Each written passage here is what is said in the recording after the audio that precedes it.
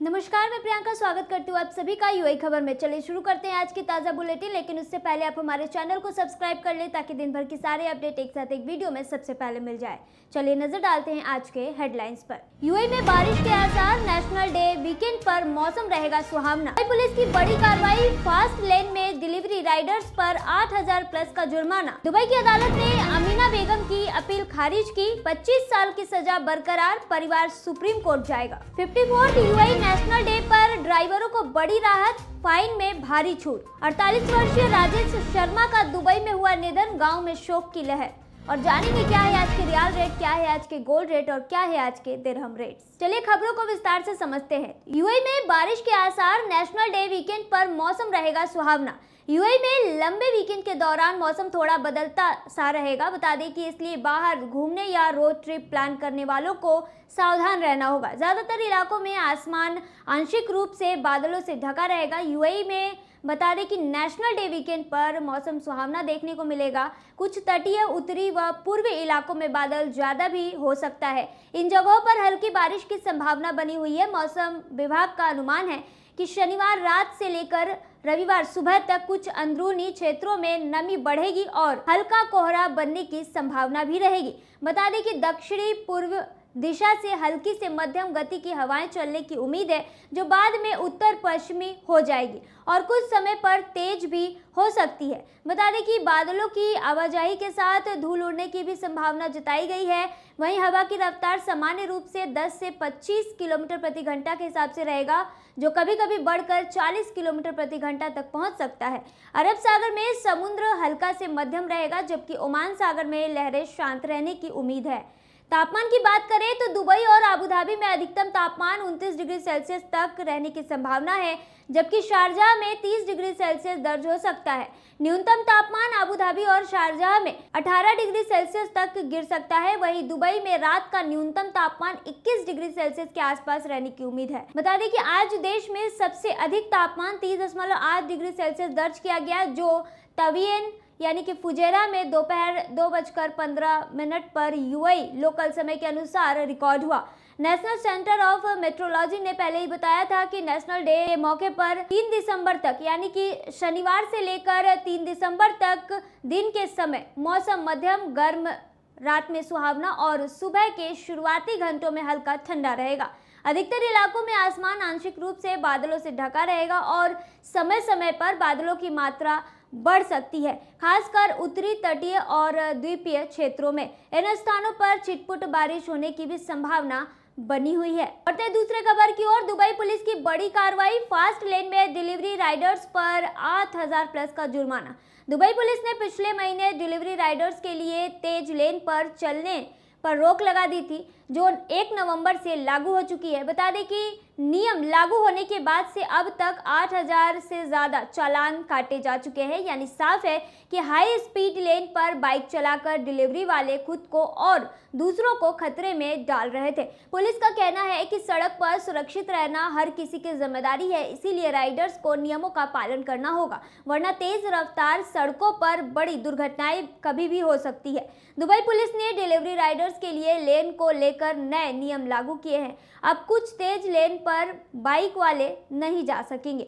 नियम कुछ इस तरह से है। चलिए बता दें कि जिन सड़कों पर 5 या उससे ज़्यादा लेन है, वहां डिलीवरी राइडर्स सबसे बाईं तरफ वाली 2 लेन में नहीं चल सकते। जिन सड़कों पर 3 या 4 लेन है, वहां सबसे बाईं लेन में चलना मना है और जहां सिर्फ 1 या 2 लेन है, वहां कोई रोक टोक नहीं है, राइडर्स किसी भी लेन में जा सकते हैं। वहीं बता दें कि ये फैसला इसलिए लिया गया है ताकि हाई स्पीड ट्रैफिक में डिलीवरी करने वाले हादसों से बचे रहे और खासकर भीड़ भाड़ वाले इलाकों में जहां खतरा ज़्यादा रहता है। बैन लागू होने के बाद से अब तक बता दें कि 8,152 डिलीवरी राइडर्स पर जुर्माना लगाया जा चुका है। दुबई पुलिस के ट्रैफिक विभाग के डायरेक्टर ब्रिगेडियर जुम्मा सलीम बिन सुवैदान ने बताया है कि पेनल्टी ऐसी बनाई गई है कि कोई बार बार गलती न दोहराए। पेनल्टी इस तरह है कि पहली गलती पर 500 दिरहम का जुर्माना, दोबारा पकड़े जाने पर 700 दिरहम और तीसरी बार गलती होने पर ड्राइविंग लाइसेंस सस्पेंड। इसके अलावा अगर कोई राइडर्स 100 किलोमीटर प्रति घंटा के स्पीड लिमिट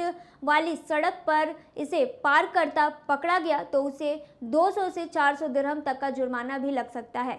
जो इस बात पर निर्भर करेगा कि वह कितनी बार ऐसा कर चुका है। ब्रिगेडियर बिन सुवेदान ने कहा है कि हाई स्पीड ट्रैफिक में डिलीवरी राइडर सबसे ज़्यादा खतरे में रहते हैं क्योंकि उनके पास सुरक्षा का इंतजाम काफ़ी कम होता है। ऐसे में जरा सी लापरवाही भी जानलेवा हादसों की वजह बन सकती है। उन्होंने बताया कि ये नियम, जो नया नियम लागू हुआ है, दरअसल दुबई पुलिस और आरटीए की 5 साल की ट्रैफिक सेफ्टी प्लान का हिस्सा है। इसका मकसद सड़क हादसों में मौत और चोटों को कम करना है। बढ़ते तीसरी खबर की ओर। दुबई की अदालत ने अमीना बेगम की अपील खारिज की। 25 साल की सजा बरकरार, परिवार सुप्रीम कोर्ट जाएगा।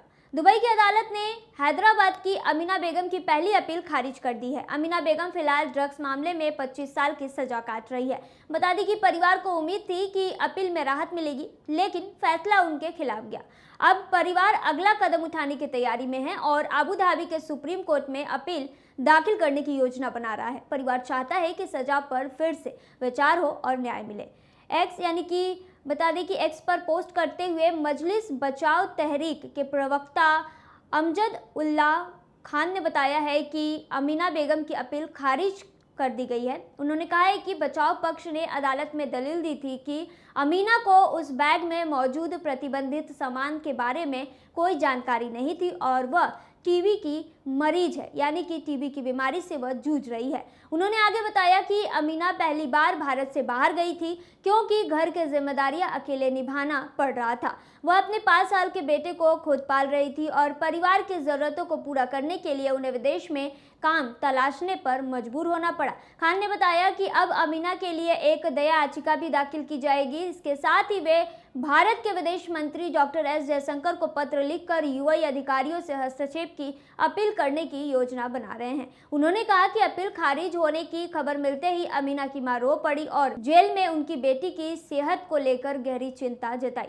बढ़ते चौथे खबर की ओर। 54th यूएई नेशनल डे पर ड्राइवरों को बड़ी राहत, फाइन में भारी छूट। शारजाह पुलिस ने यूएई के 54वें नेशनल डे पर ड्राइवरों के लिए बड़ी राहत की घोषणा की है। जी हां, बता दें अब वाहन चालक अपने जमा हुए ट्रैफिक पॉइंट हटवा सकते हैं और ट्रैफिक फाइन पर अच्छी खासी छूट का फायदा भी ले सकते हैं। यह कदम ड्राइवरों को राहत देने के साथ साथ सड़क सुरक्षा को मजबूत बनाने के लिए उठाया गया है। इस पहल का उद्देश्य जिम्मेदार ड्राइविंग को बढ़ावा देना है, नियमों के पालन को प्रोत्साहित करना है और पूरे अमीरात में सड़कों को और अधिक सुरक्षित बनाना है। जो लोग अपने रिकॉर्ड को साफ करना चाहते हैं उनके लिए यह एक अच्छा मौका है। ईद अल एतिहाद और यूएई के 54वें नेशनल डे के मौके पर शारजाह पुलिस ने बड़ी राहत की ये घोषणा की हुई है और बता दें कि पुलिस ने 1 दिसंबर 2025 से पहले किए गए ट्रैफिक उल्लंघनों पर लगे सभी ट्रैफिक पॉइंट्स माफ करने का फैसला किया है। यह लाभ उन्हीं ड्राइवरों को मिलेगा जो अपने बकाया जुर्माने को 10 जनवरी 2026 तक चुका देंगे।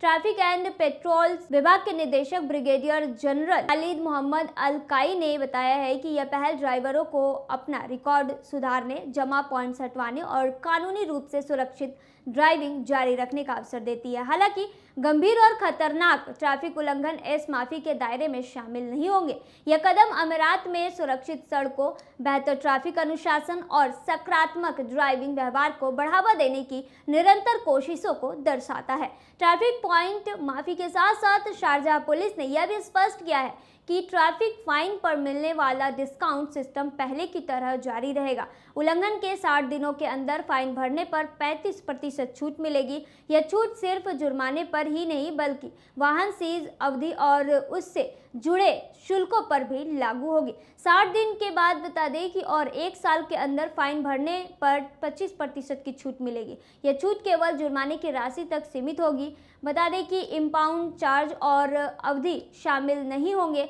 ध्यान रहे, गंभीर ट्रैफिक उल्लंघन और ऐसे मामले जिनमें ट्रैफिक पॉइंट्स जुड़े हैं इस छूट का लाभ नहीं ले पाएंगे। बढ़ते पांचवें खबर की ओर। 48 वर्षीय राजेश शर्मा का दुबई में हुआ निधन, गांव में शोक की लहर। यूपी के कुशीनगर के कप्तानगंज के ग्राम बढ़हरा नागा के रहने वाले 48 वर्षीय राजेश शर्मा का दुबई में निधन हो गया। बता दें कि उनका शव बीते दिन यानी 27 नवंबर गुरुवार को गांव पहुंचा, जिसके बाद परिजनों ने रीति रिवाज के अनुसार अंतिम संस्कार किया।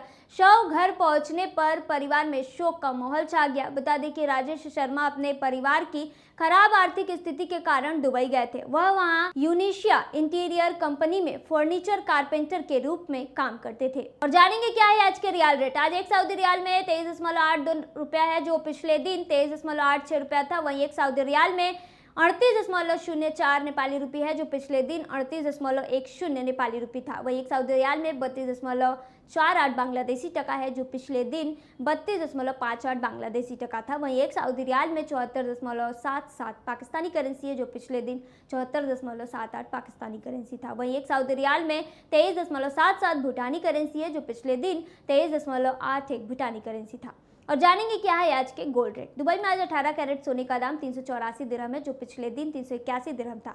यानी कि आज की गोल्ड रेट 18 कैरेट की भारतीय मुद्रा में बात करें तो 9,340 के हैं। वहीं 22 कैरेट गोल्ड का दाम 467 दिरहम प्रति ग्राम है, जो भारतीय मुद्रा में 11,359 के होते हैं, जो कि पिछले दिन 463.50 दिरहम प्रति ग्राम था। वहीं दुबई में 24 कैरेट सोने का दाम 504.50 दिरहम है, जो पिछले दिन 500.50 दिरहम था। वहीं आज के 24 कैरेट सोने का दाम भारतीय मुद्रा में बात करें तो 12,271 रुपये के हैं। और जानेंगे क्या है आज के दिरहम रेट। आज एक UAE दिरहम में 24.33 रुपया है, जो पिछले दिन 24.34 रुपया था। वहीं एक UAE दिरहम में 38.86 नेपाली रुपये है, जो कि पिछले दिन 38.92 नेपाली रुपये था। वहीं एक UAE दिरहम में 33.18 बांग्लादेशी टका है, जो पिछले दिन 33.28 बांग्लादेशी टका था। वहीं एक UAE दिरहम में 76.37 पाकिस्तानी करेंसी है, जो पिछले दिन 76.39 पाकिस्तानी करेंसी था। वहीं एक UAE दिरहम में 24.28 भूटानी करेंसी है, जो पिछले दिन 24.32 भूटानी करेंसी था। तो ये थी आज की ताज़ा बुलेटिन। ऐसे ही ताज़ा खबरों के लिए बने रहिए UAE खबर पर। धन्यवाद।